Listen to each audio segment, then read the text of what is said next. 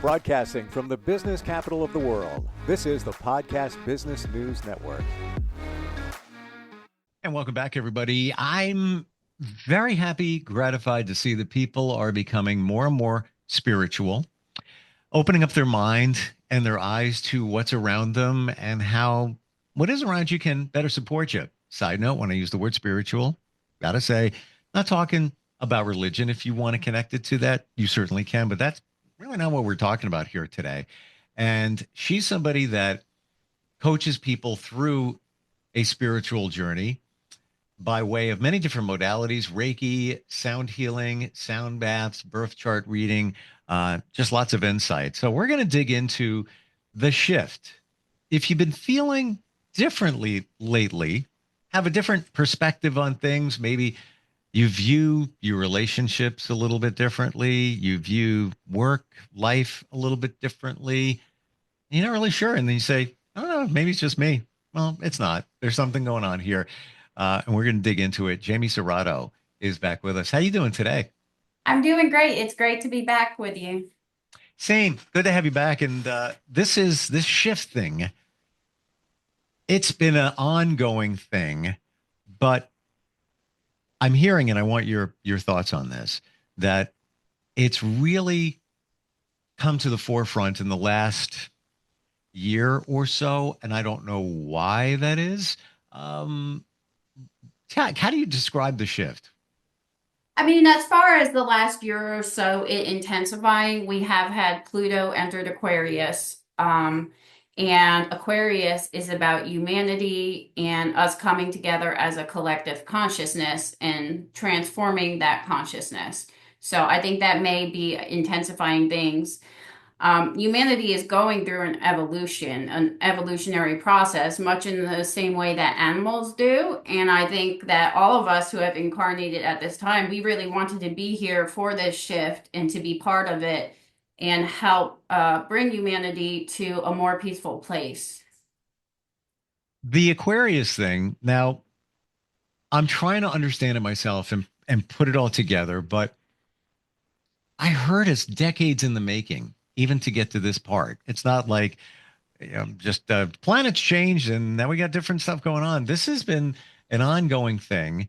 But I've been noticing the planets have been aligning like they've never aligned before. Is that all part of the big picture? Yeah, so Pluto, in astrology, we refer to it as a planet, even though they declassified it. But the farthest away planet moves the slowest. So a Pluto transit for one sign can be 30 years or more. And the farther away the planet is, the longer its transit is, and the bigger its effect, and it affects people in groups, like in large quantities of people, as opposed to a personal planet like Mars. You'll feel it on an individual level. So, would you call this for many the beginning of a spiritual awakening? Yes, I think even though a lot of people are still, atheists or they are resistant maybe to expanding their awareness, I think eventually all people are going to have an understanding that we are spirits in bodies, we are consciousness, and we are multidimensional, meaning that we have life force energy that exists outside of what we can see with our five senses. What should we be doing? While meditating, self-care, self-love. So a lot of people see, the spiritual journey as maybe something that's boring or something that is a lot of hard work that they don't want to do. But the spiritual journey can be really fun. It can be really fulfilling. It can be really satisfying because a huge part of it is connecting to your inner child and healing wounds. And the more you heal, the better of a time you're going to have in your day-to-day life. So even if it's just setting aside maybe an hour a day where you journal and you write about how you're feeling, or you set intention maybe to remember your dreams, whatever way you feel drawn to connect inside to your soul will help you move through your spiritual awakening.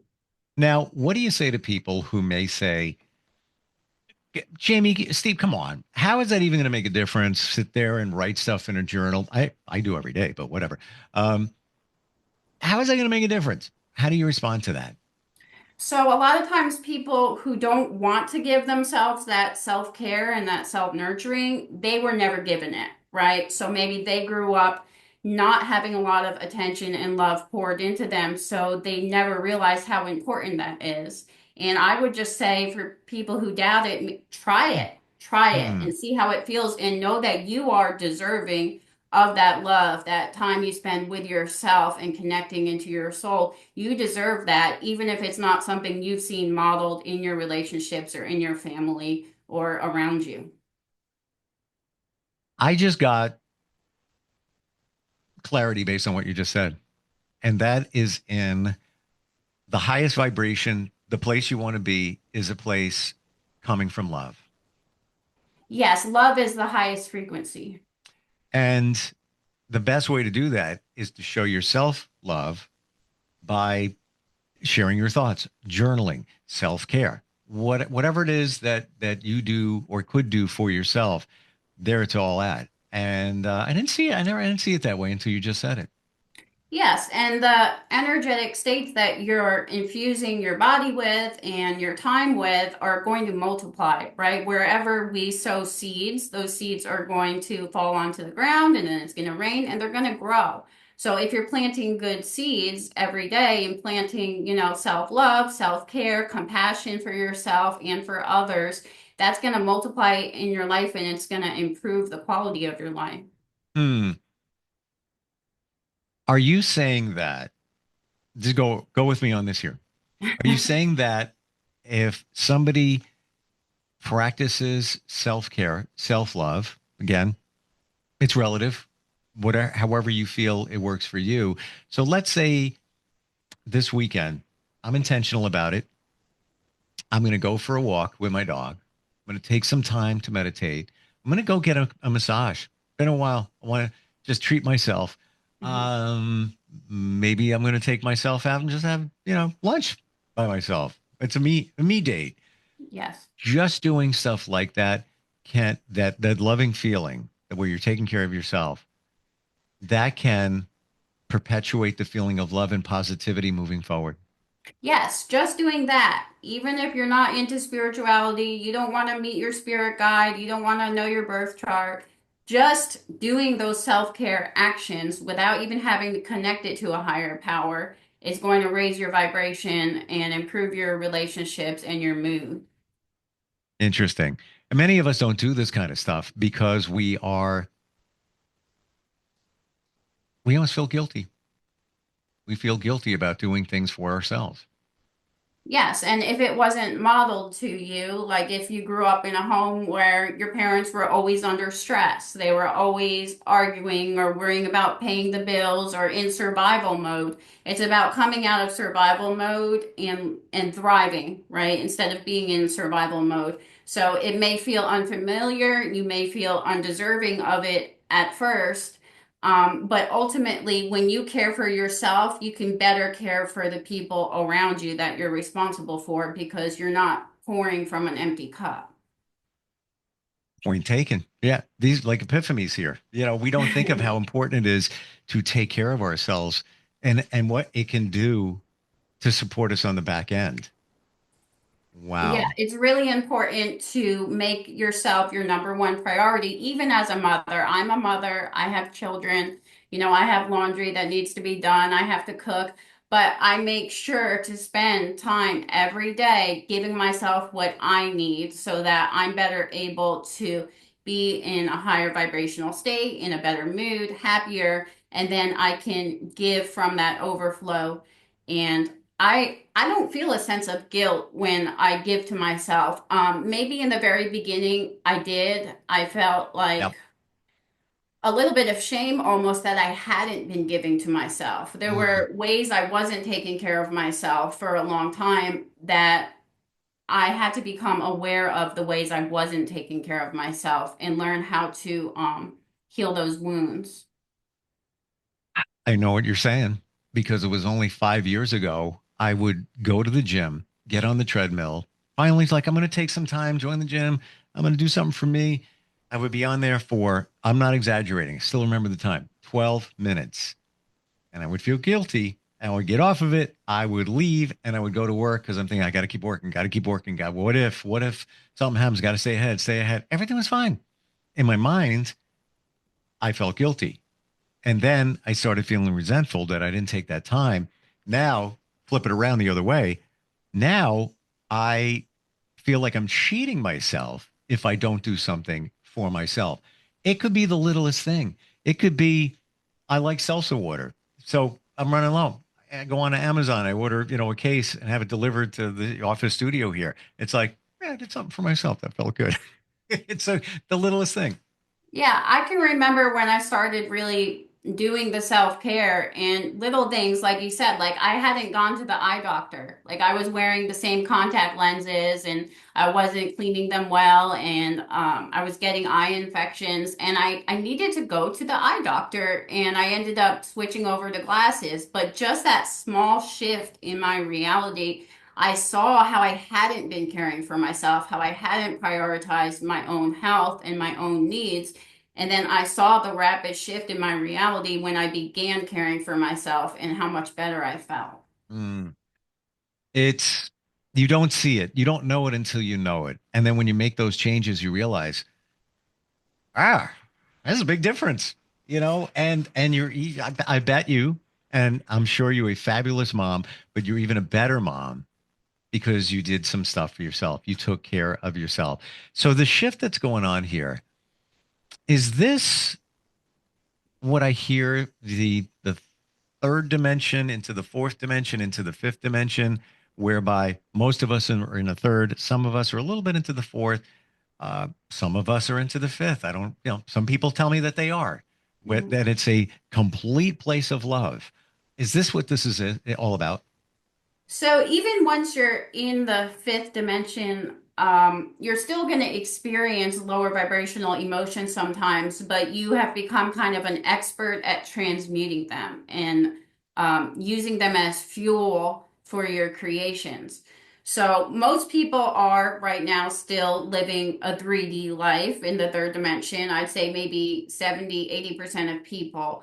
And then when you begin to get curious about what else is out there, what's going on, and you begin to care for yourself, there is kind of like a pathway between 3D and 5D that most people call the fourth dimension. And this is kind of an astral area. So it can be weird stuff happening. You can have a lot of supernatural experiences, you can meet a lot of soulmates, and this is where you really begin doing the work with your shadow and clearing any blockages that keep you from jumping up to that fifth dimension. Hmm. What have you heard the fifth dimension described as feeling like?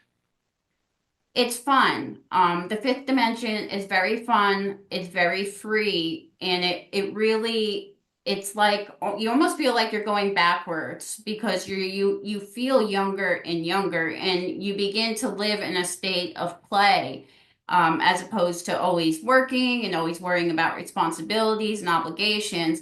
It feels like a playground, and you begin to remember that you incarnated on Earth to have fun because you wanted to learn also, but also because you wanted to explore and you wanted to play. And fifth dimension really puts you in that space of knowing you are a spirit in a body and you're here to have a good time. When you say it's more fun, could you be doing the same life? I'm working, I'm doing my thing, but I see it in a different way. In other words, it's not like you just left all your responsibilities and I'm just having fun, having a great time. You're Right. doing everything you normally do, but you see it through the eyes of curiosity, discovery. It's just fun, just different.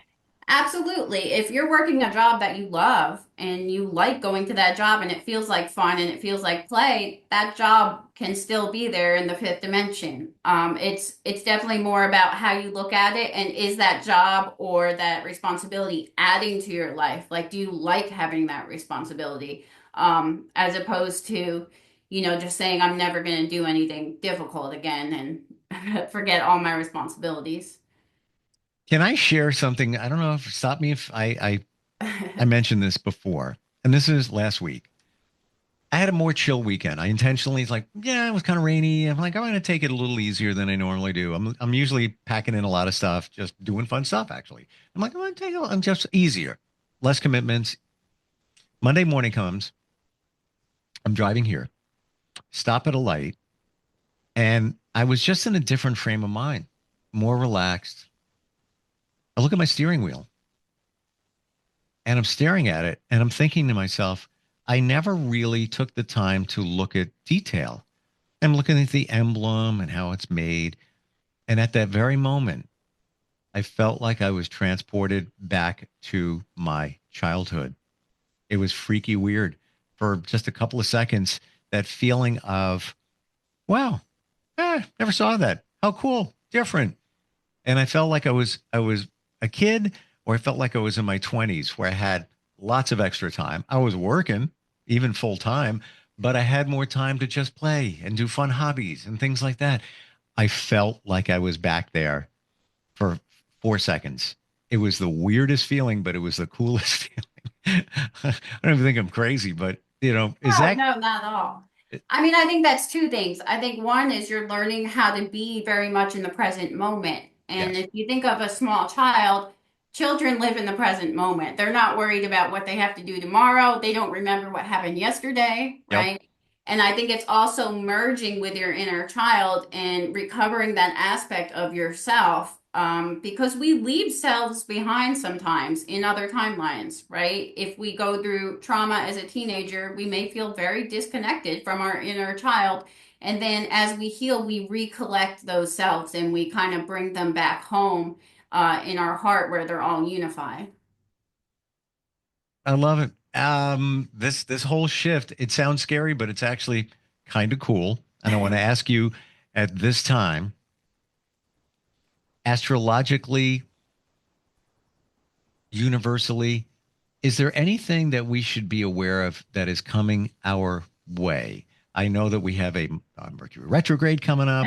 I said before the planets were aligned in a kind of interesting way a few weeks ago.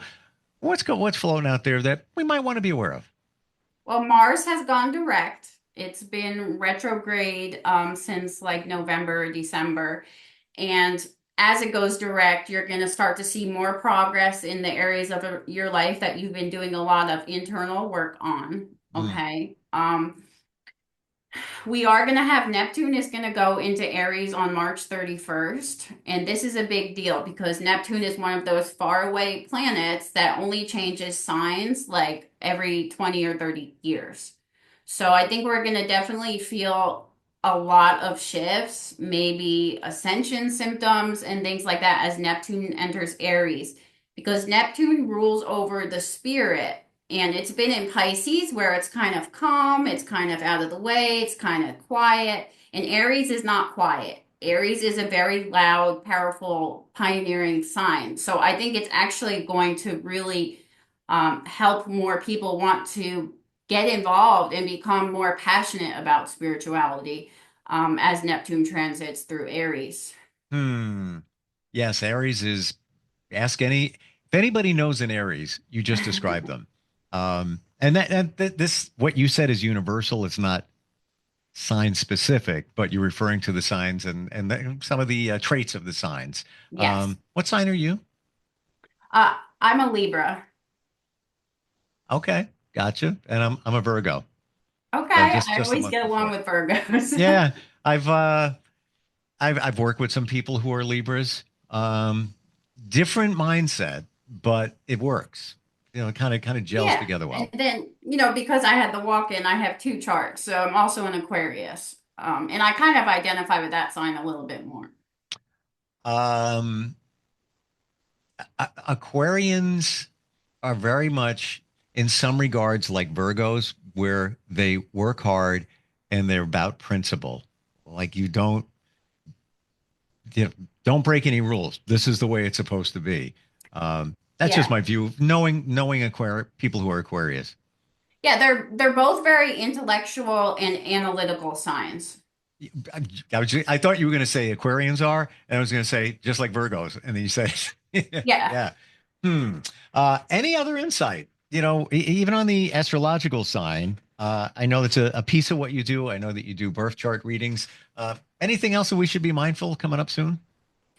Venus is going retrograde on March 2nd, and it will be retrograde until April 13th. So that's about 6 weeks. So we just finished Mars retrograde, and now we're going through Venus retrograde.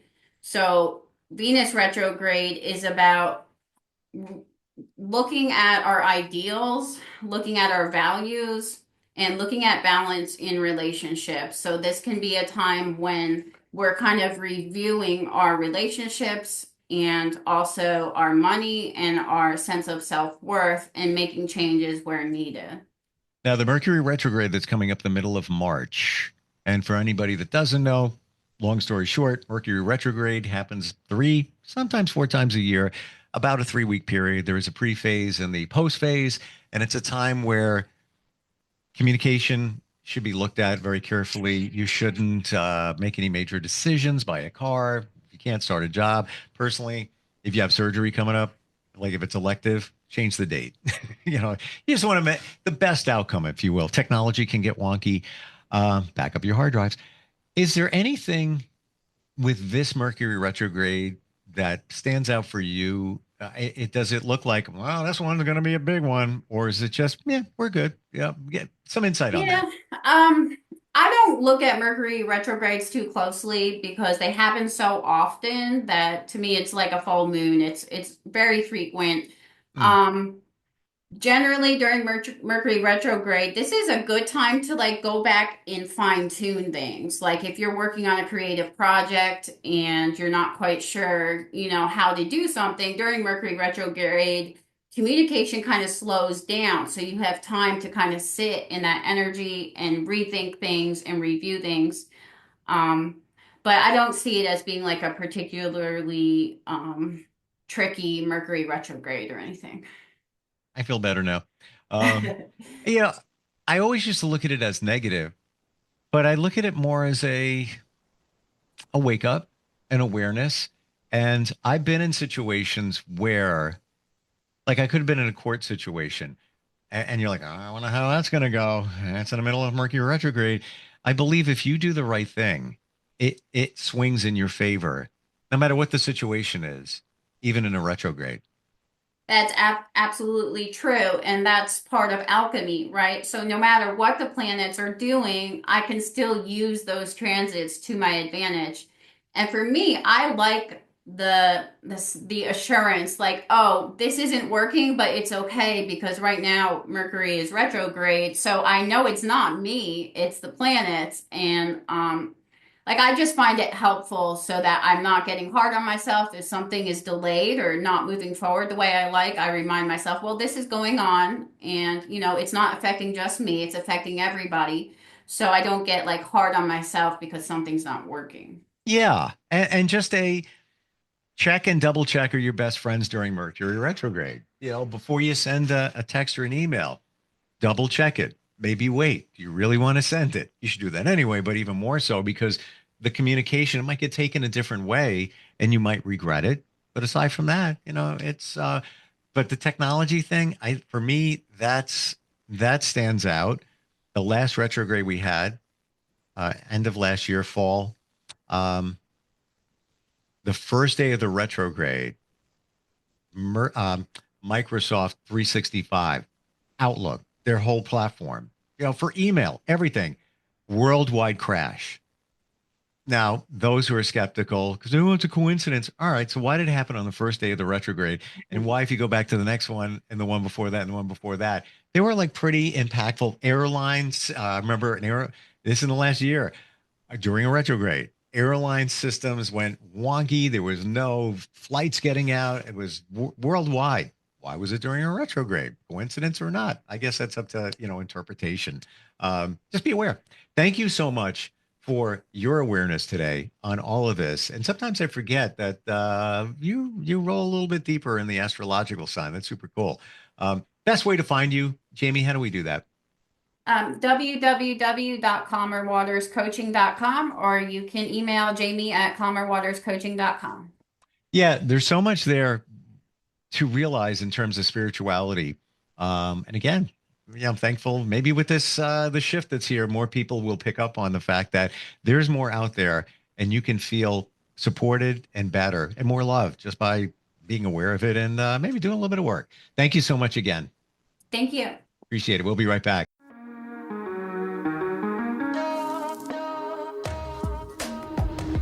Broadcasting from the business capital of the world, this is the Podcast Business News Network.